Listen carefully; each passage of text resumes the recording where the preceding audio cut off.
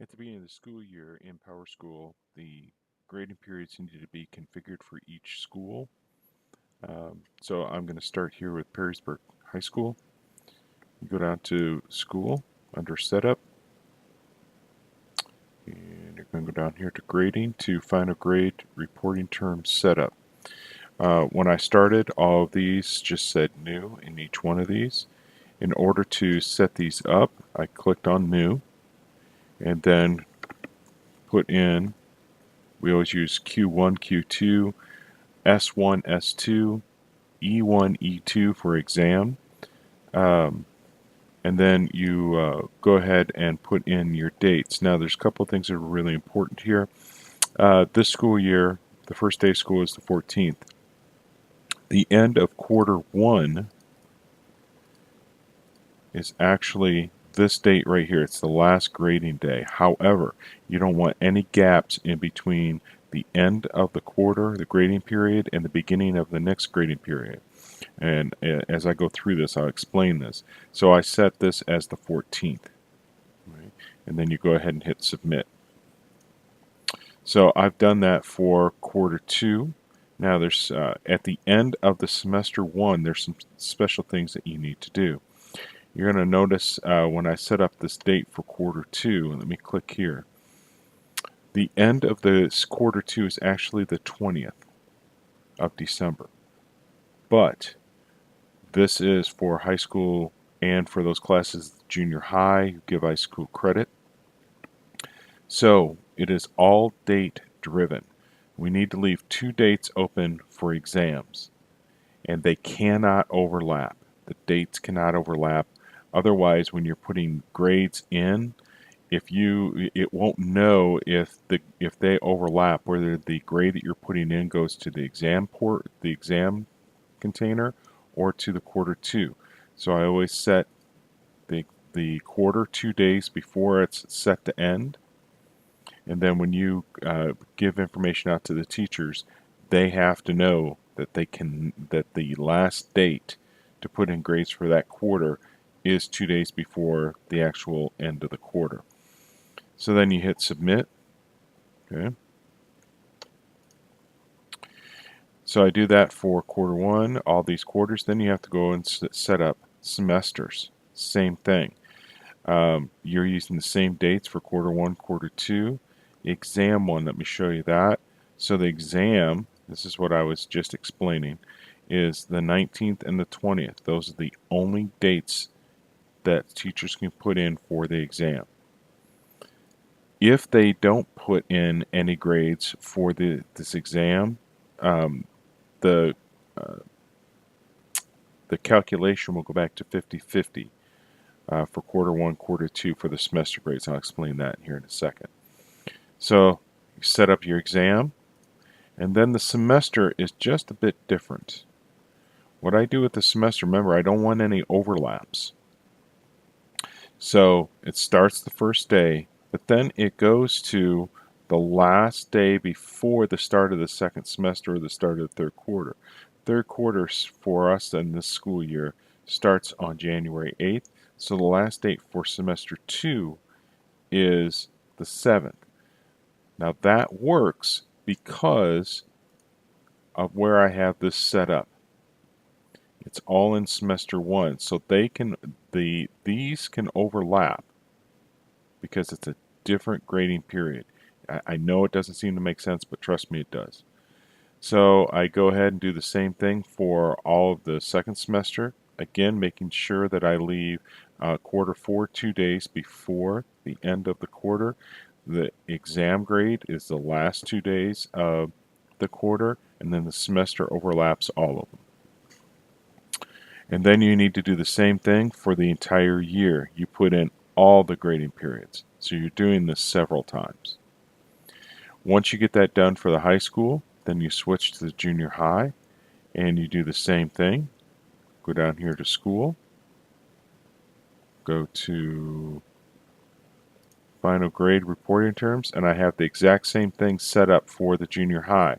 Now, not everybody at the junior high will use the exam grades, but that's okay. There are several courses that are for high school credit, so we have to include it that way. those teachers that don't have exams um, for a high school credit, then they just won't put anything in there. It'll default to 50-50 as far as percentage to figure up semester grades. And then you switch to HPI and do the same thing.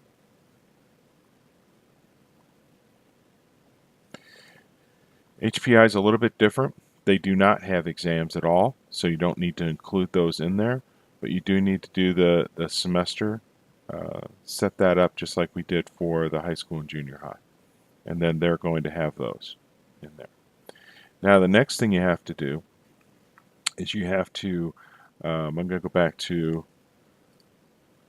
district office for this next step.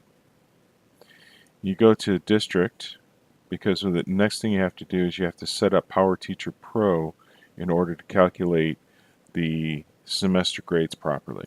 At the high school, that's 40-40-20. It means quarter one's 40%, quarter two's 40% of the grade, and the exam grade makes up 20% of the semester grade. Semester grades are what appears on the transcripts, not the entire year grade. So you go down here to where it says traditional grade formulas. If you're doing this before the year ends, you can actually do this before the end of the year. I usually wait, but you can do manage next year calculations, and it'll say, had I not done this before, it would give me a button here to say, go ahead and calculate that and push them up. But since I've already done it, you won't see that there. So once you do roll up those calculations, then you can go to traditional grade calculations, and I already have some things set up. Don't worry about this semester grade one. I don't use that one, but I can't quite figure out how to get it out of there. So I go here to semester junior high and high school. So I have this, and I do it separately for these two schools and for HPI, because the term weighting is different. So let me show you what I do. I lock the term weighting down. You're going to see this is for the entire year, and you're going to go through it, and you're going to do it for every grading period that you just set up. So what I do here is I go in here and edit. And when you first do this, by the way, you're going to see that it'll say 0 out of 8 reporting terms set. So this is what I'm doing. You would open this up, come in here to semester, click on edit, and what you're going to do is you're going to say it starts out by just saying being blank. Let me show you what it looks like to start with.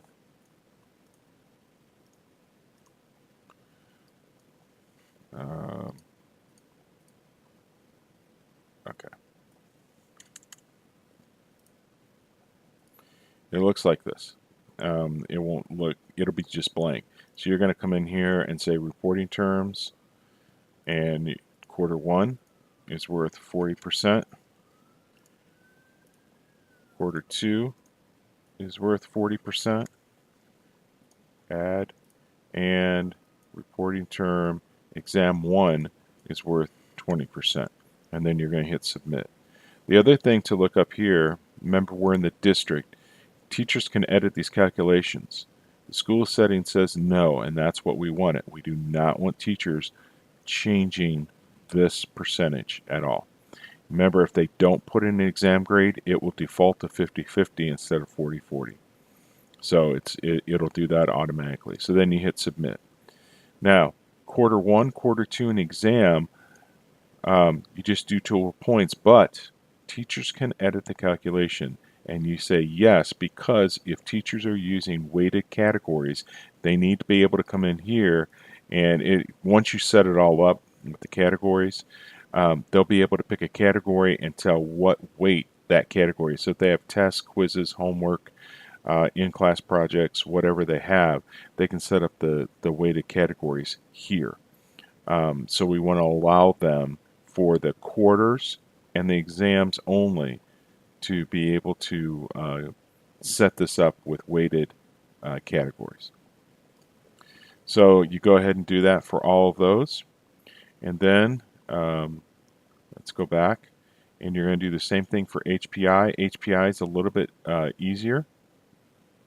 in that they don't have those exams.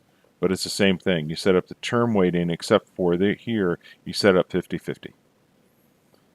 Okay, so you go through and you do all of those just like we did with the last one, and that's it.